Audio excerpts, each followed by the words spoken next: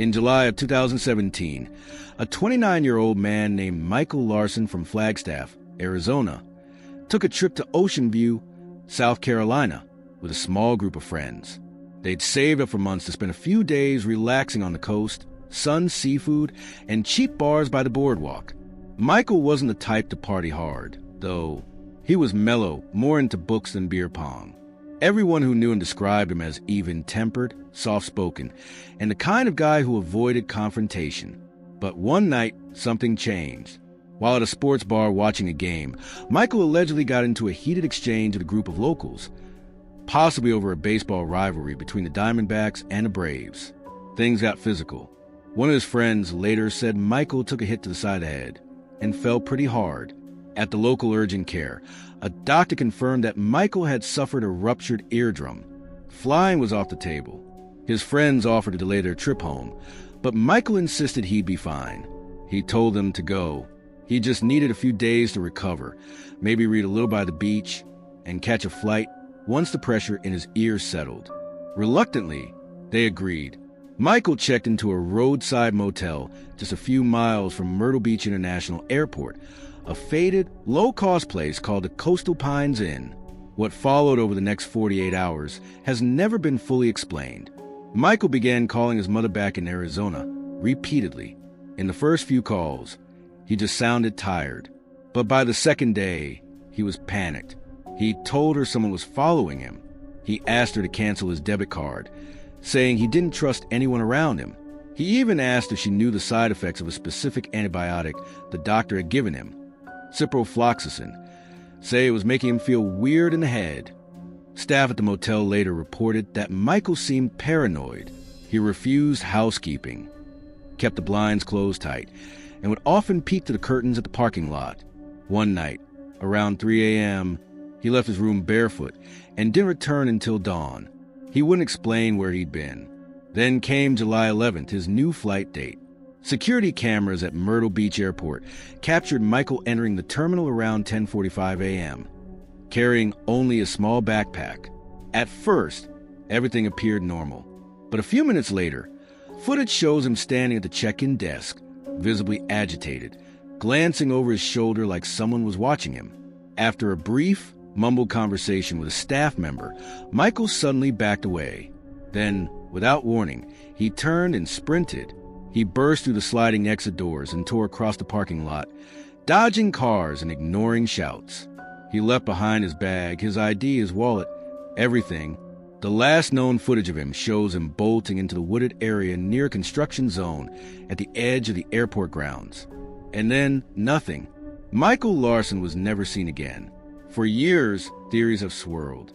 One suggests he suffered a psychotic break, possibly triggered by stress or a rare side effect of the antibiotic.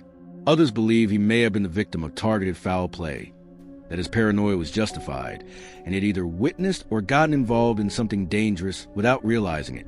There were a handful of unconfirmed sightings in North Carolina and Tennessee in the months that followed, including a report from a gas station clerk who claimed a man matching Michael's description came in barefoot, asking for water and directions before wandering off down a rural highway. But none of these tips ever led to a confirmed lead. His mother, Deborah Larson, continues to insist that her son was not mentally unstable. She believes Michael truly felt his life was in danger. She says he might have discovered something, seen or overheard something he wasn't supposed to, and was trying to get away from it. The image of him running across that airport parking lot, wide-eyed and desperate, has been viewed millions of times online. To this day, no one knows what scared Michael Larson that badly, and no one knows where he went.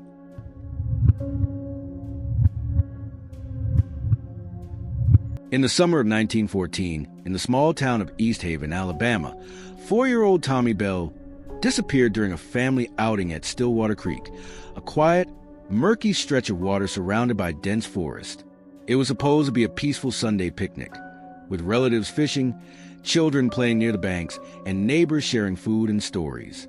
At some point in the late afternoon, Tommy wandered away and never came back.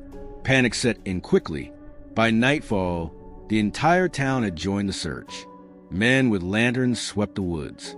Dogs were brought in from 2 counties over.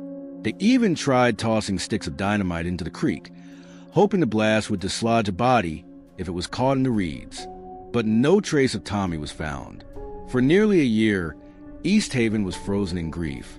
Flyers stayed up in general stores long after they faded. Parents held their kids closer. The Bells, once a cheerful church-going family, barely spoke to anyone anymore. Then in March 1915, word came from over 200 miles away in Tupelo, Mississippi. A young boy had been spotted traveling with a man named Harold Kinley, a roving handyman who moved from town to town fixing fences, wagons, and farm tools. Someone reported that the boy looked exactly like Tommy Bell. Authorities questioned Kinley, who said the boy was Charles Anderson, the son of a woman named Martha Anderson, who had left the child in his care temporarily while she looked for work. But the Bells were adamant this was their son. They were certain of it. Kinley was arrested and charged with abduction. A reunion was arranged between the child and Esther Bell, Tommy's mother, but it didn't go as expected. The boy didn't run to her. In fact, he seemed confused. Witnesses at the courthouse later said Esther looked unsure too, hesitating, looking him over too long. But after a few days together, she announced publicly that it was, without a doubt, her missing boy. Newspapers hailed it as a miracle. Tommy Bell returned to loving family. The headlines read, Kinley was convicted and sent to prison. The boy was taken back to East Haven and raised as Tommy Bell. But the story didn't end there. Just days after court ruling, Martha Anderson arrived in Mississippi. Poor, single, and completely alone, she insisted the boy was her son Charles, not Tommy. She had no lawyer, no money, and no one to back her up. She told reporters that Kinley was a friend of the family, not a kidnapper. But her cries were drowned out by public sentiment. The court sided with the Bells. She returned home in disgrace, mocked in the papers, labeled unstable, and accused of trying to steal another woman's child. The boy grew up as Tommy Bell. He married, had children, and never knew the story behind his early years. But in the early 2000s, his grandson, Eric Bell, started digging into the family's genealogy. He'd always felt like parts of the family history were a little too clean, too neatly packaged. When Eric convinced relatives to take a DNA test, the results were shocking. The man who had lived his entire life as Tommy Bell, who had a grave with that name, who had a driver's license and family Bible entries in that name, was not biologically related to the Bells at all. He was Charles Anderson, just like Martha Anderson had said all those years ago. The DNA results made headlines across Alabama and Mississippi. The Bell family, heartbroken and stunned, had to reckon with the truth. The real Tommy Bell had never been found. No one knows if he drowned that summer afternoon, was abducted, or met some darker fate. His body was never recovered. No evidence ever surfaced. And the only man arrested in connection with the case, Harold Kinley, had died in prison decades earlier, likely innocent. An entire family raised a child that wasn't theirs. Another family lost a child to the system.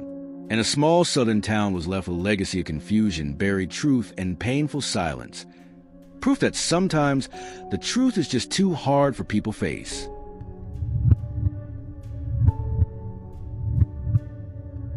In the fall of 1929, in the quiet suburbs of Maple Ridge, Illinois, 9-year-old Eli Parker vanished after leaving his home one Saturday afternoon. His mother, Margaret Parker, had given him a few coins to catch a matinee showing at the town's tiny movie house. He waved goodbye, said he'd be back before dinner, and never returned. Margaret waited until sundown, then called the police. A search was launched that very night. Maple Ridge was the kind of place where kids rode bikes until dark, where doors stayed unlocked, and a missing child was unthinkable. So when Eli disappeared, panic rippled through the community. Flyers went up. Volunteers combed the cornfields and woods. Trains and buses were stopped and checked. Nothing. The local newspapers followed the case obsessively. As the weeks dragged on, pressure on the Maple County Sheriff's Department intensified. But Margaret refused to let Eli's name fade. She gave interviews, walked the streets with his picture, and even wrote to newspapers in neighboring states. Then, 5 months later, in March of 1930, a boy matching Eli's description was picked up in Dayton, Ohio. He told authorities he was Eli Parker. When asked what happened, The boy claimed he'd been taken by a man in a dark car, then abandoned at a train station days earlier. The press ran with it. Missing boy found alive in Ohio. The Dayton police arranged for the boy to be returned to Maple Ridge for a public reunion. When Margaret laid eyes on him, something went cold in her chest. "This isn't my son," she whispered. But the sheriff, reporters, and townspeople were all standing nearby. The boy looked similar. Same hazel eyes, same shaggy brown hair. The authorities insisted trauma had changed him. They urged Margaret to take him home and give it time. Maybe it was just shock. Margaret, overwhelmed and surrounded by flashing bulbs and watchful eyes, reluctantly agreed. She tried. For 3 weeks, she fed the boy, asked him questions, tried to find any glimpse of her Eli in him, but the connection never came. He didn't recognize family photos. He had a scar on his leg her real son never had. Finally, Margaret returned to the sheriff's office and told him again, firmly, "This boy is not mine." Instead of believing her, the sheriff accused her of breaking down under grief. Days later, Margaret was forcibly committed to the Ridgefield Women's Sanitarium, diagnosed with emotional hysteria. The twist? While she was locked away, the boy confessed. His real name was Caleb Martin, a 12-year-old runaway from Cincinnati who had seen Eli's photo in a newspaper, hoping for a free ride to a better life. He lied to police about who he was. He said he wanted to go to Chicago and maybe meet one of the actors from the movie posters he'd seen as a kid. Authorities quietly released Caleb to juvenile services, but no public apology was ever made. Margaret was discharged from the sanitarium a week later, humiliated and furious. And then the story took a darker turn. That same spring, a drifter named Vincent Waller was arrested outside Aurora, Illinois, on unrelated charges. He had been living in an abandoned barn and was soon tied to a string of child disappearances across 3 counties. When police searched a property he once worked on, a neglected farm in Plain Hollow, they made a horrifying discovery. Children's clothing, makeshift restraints, and shallow burial sites. Though several victims were identified, one set of remains was never matched. Some believed it could have been Eli, but Waller refused to cooperate. He was sentenced to death for 3 confirmed murders, never admitting guilt in Eli Parker's case. Margaret never stopped searching. She spent the rest of her life requesting records, writing letters, and chasing shadows. No one in Maple Ridge ever talked much about how the sheriff's department had handled things, how they forced a mother to accept a stranger and then punished her when she refused.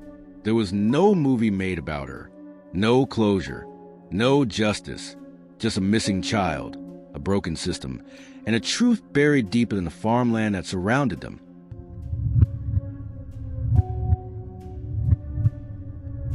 In August of 2009, a 24-year-old woman named Emily Shaw disappeared from the quiet town of Marion Hollow, Oregon.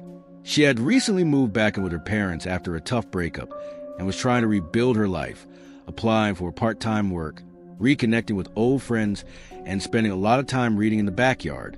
One evening, just after dinner, Emily told her mom she was going to meet a friend for coffee at a small cafe about 5 blocks away. It was a warm night. She wore a light hoodie over a tank top, jeans, and her old canvas sneakers. She took her phone, but left her wallet and purse behind. She never made it to the cafe. Her phone stopped pinging less than an hour later. The search began immediately.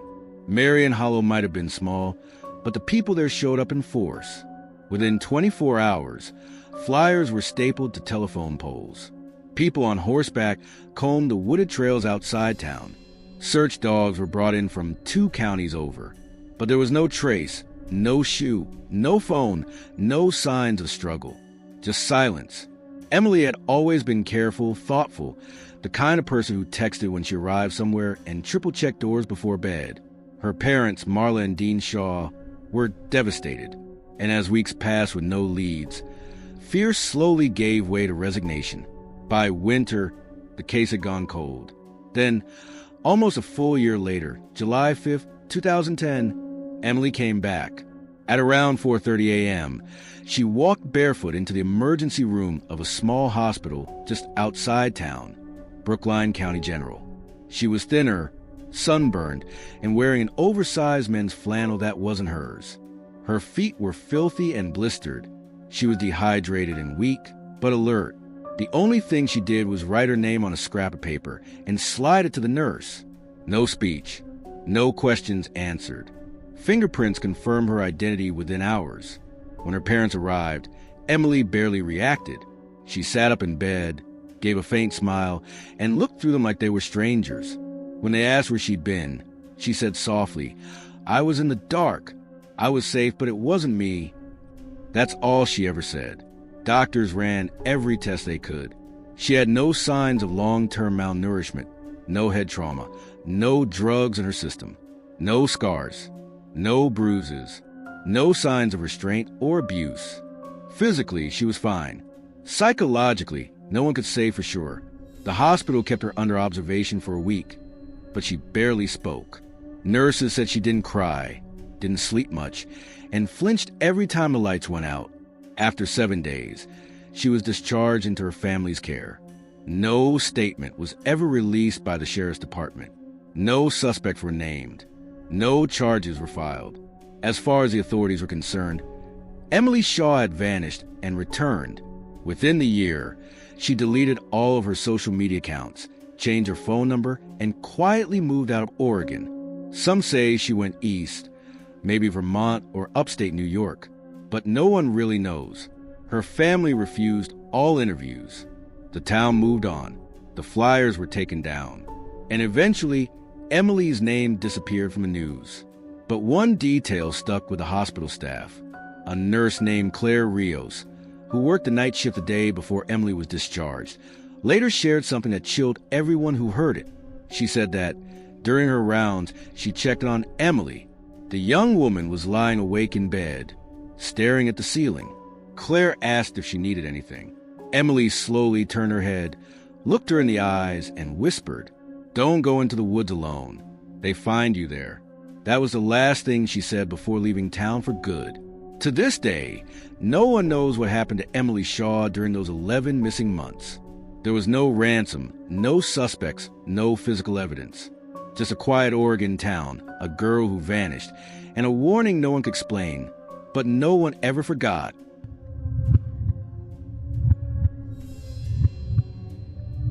In late October 2017, in the quiet town of Laramie Hills, Oregon, a 15-year-old high school sophomore named Ethan Caldwell vanished while walking home from school. Ethan was a dependable kid. Same routine every day, same route, same time. He'd walk through a stretch of tree-lined residential streets, pass a small community park, and be home by 4:15 p.m. But one Thursday afternoon, he never arrived. His mom, Melanie Caldwell, called him at 4:30, no answer. She assumed he was just talking to a friend or forgot to charge his phone. But by 6 p.m., after calling his friends and finding out no one had seen him since school ended, she called the police. The search began immediately. By the next morning, Ethan's backpack was found behind a grocery store dumpster, about 4 blocks from his regular walking route. His phone was missing. Police canvassed the neighborhood, checked surveillance footage, and even used scent tracking dogs. But the trail mysteriously ended at the edge of a hiking path near Kester Creek Preserve. No footprints, no tire tracks. It was like Ethan had just disappeared. Rumors began flying around the school. Classmates told detectives that Ethan had been acting strangely in the days before his disappearance. He seemed on edge, often glancing over his shoulder, flinching at sudden noises. One friend claimed Ethan had asked him, "Do you ever feel like someone's watching you, even when you're alone?" Another said Ethan had mentioned seeing a man in a red windbreaker who seemed to be everywhere he went, outside school, across the street from his house, even at the park. But no one had seen this man except Ethan. 5 months passed. The town moved on, but the Caldwells never gave up. Then, on a gray morning in March 2018, a 911 call came in from a payphone outside a rural library in Milltown, Washington, nearly 70 miles away. The caller, speaking in a quiet, flat voice, simply said, "There's a boy on the bench. He's not talking. I think he needs help." Then the line went dead. Police arrived to find a teenage boy sitting motionless on a metal bench. His clothes were filthy, his sneakers torn, and his hair much longer than when he'd gone missing. In his hands, clutched tightly like a lifeline, was a blank spiral notebook. It was Ethan. At first, he wouldn't speak. His eyes were blank, unfocused. He didn't flinch when spoken to, didn't respond to his name. For almost 36 hours, he was silent. Then, when his parents arrived at the hospital, he finally moved. He stood, walked toward his mother, and wrapped his arms around her like a little boy. Then he started to sob. But even then, Ethan wouldn't say much. Over the next few days, he said only a few fragmented things. He claimed he'd been taken by people, but not normal people. When asked to describe them, he shook his head. Their faces wouldn't stay still, he said once. They changed when I looked at them. He said he'd been kept in a place that was cold, dim, and underground. There were no clocks, no windows. He didn't know how long he was there. When asked how he escaped, his reply was unsettling. I think they were done with me. I think I passed their test. A month later, just before the case was quietly closed, Ethan made one final statement. It was during a follow-up with a state psychologist. He said, "There were others. I heard them. I wasn't the only one. But I think I'm the only one that gave back." That notebook he had been holding the day he was found, still blank. Even with encouragement, Ethan never wrote in it. But tucked away on the last page, in the bottom right corner, written in small, trembling handwriting, were 4 chilling words. I was not alone. The FBI reviewed the case, but no suspects were ever named. No public findings were released. It quietly faded from the headlines, just another story that didn't have enough evidence to keep it alive. Ethan eventually transferred schools, changed his last name, and moved with his family to Idaho. To this day, no one knows where he was during those 5 months or what really happened. Officially, the case is resolved. But anyone who saw Ethan that day knows something came back. They're just not sure it was only him.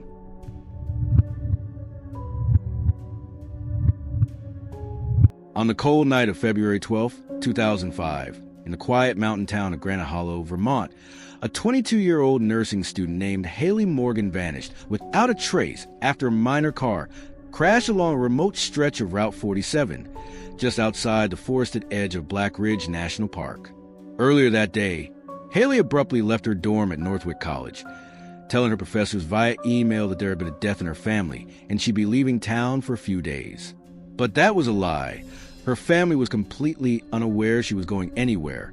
There was no death, no emergency, no clear reason for her sudden departure.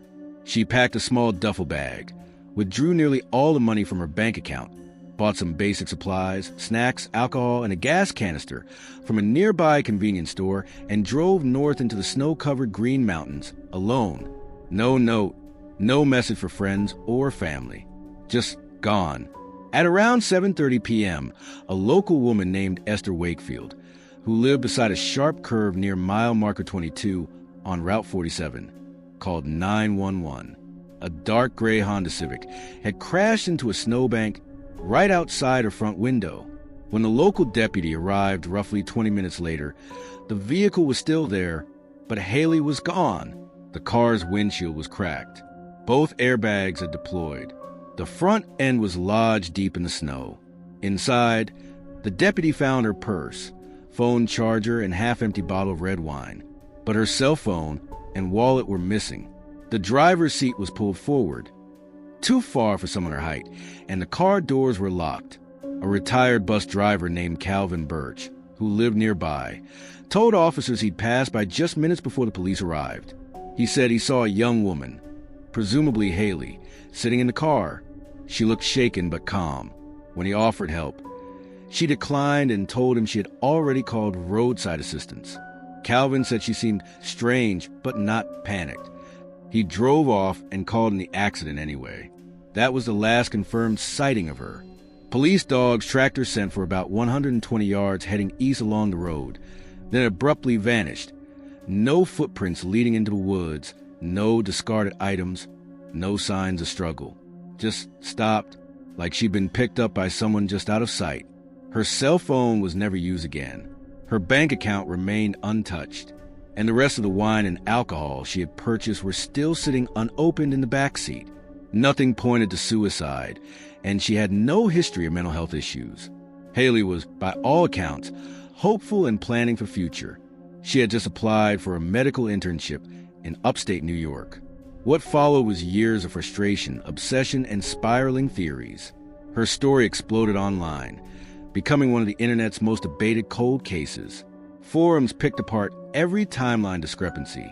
Amateur sleuths created Google Earth grids and timeline diagrams. Reddit threads speculated everything from voluntary disappearance to organized abduction to something far more disturbing. Some believed she staged her disappearance to start a new life under a false identity. Others suspected someone had been following her, a stranger she didn't know, or worse, someone she trusted. There was even talk of a reclusive predator who lived off the grid in the mountain region, someone who had hunted before and knew how to vanish without leaving a trace. Others whispered about a cover-up, something involving her college, or a buried incident from her past that she was running from. But none of it ever led anywhere. No body, no further sightings, no solid evidence, just silence. To this day, the stretch of Route 47 where Haley Morgan vanished is avoided by locals. People say the woods there feel wrong, quiet in the wrong way, like something's watching. Every winter, search teams still go up into mountains, hoping for a clue, a shoe, a fragment of clothing. But nothing has ever turned up. And the most terrifying part? If Haley was taken, whoever did it never made a single mistake. Not one.